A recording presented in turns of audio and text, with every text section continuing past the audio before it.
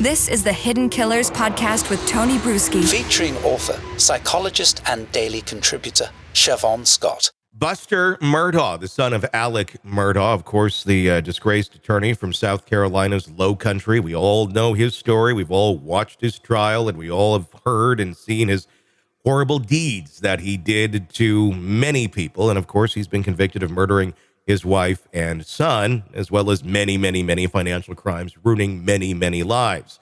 Buster, he's been kind of part of the fallout of all of this in many documentary series put out by Netflix and WarnerMedia, portraying him as possibly being involved in the murder of Stephen Smith, without a whole lot of solid evidence there to truly connect the two.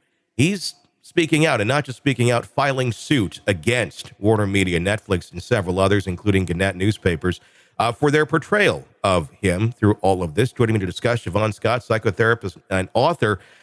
Are you surprised that it took him this long to do this? Well, I'm not surprised he's doing it. I am, I guess, a bit surprised it took this long, because that always did strike me as, kind of unethical, that he was drawn into this just because of his father's terrible behavior, that they were making that big leap that he must have been involved in Stephen Smith's murder. I mean, there's always been questions. There's been rumors. Even Stephen Smith's mother has publicly spoke out and said she believed that the Murdaughs were involved in some way, shape, or form in the death of her son. And it's easy to understand. You're angry. Your son was murdered. Yeah. And the community is saying, well, we think it might be those people over there. But investigations have been done, and nothing, as far as we know, has ever truly linked Buster to any of it other than pure speculation. With something like this, I know he wants to clear his name, and rightfully so. I don't know that the Murdaugh name's ever going to be synonymous with anything positive going forward, at least in his lifetime. Is this going to help him? Is this going to be a positive move, or does this kind of dredge everything back up? And could this backfire? Not in a way where it's going to point evidence that he did this or anything of that nature, because that seems to be where a lot of people are going. But just in terms of awareness again, like it was kind of dying down, kind of time to, maybe slip away. Is this the time to do this, if ever? It probably will make him feel better to do it. And, we don't know that he's going to ultimately be able to prove his case in court and come away with any kind of a judgment. But people usually do linger if they have a sense of that something has been unfair to them. They do linger on it. And so even if it's died down in the community, it's not died down in their mind. Mm-hmm. And so it may be something that he really feels he has to do that will feel better to him after he does it.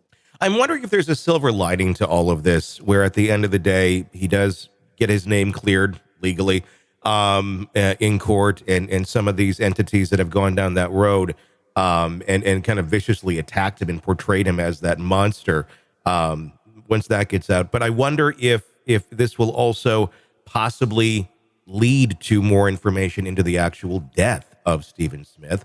Because it does bring it back to light again. It does bring it back to the forefront. I wonder if that will lead somewhere to maybe finding out who actually did kill him. I'm not saying it's Buster by any means, but truly the real killer.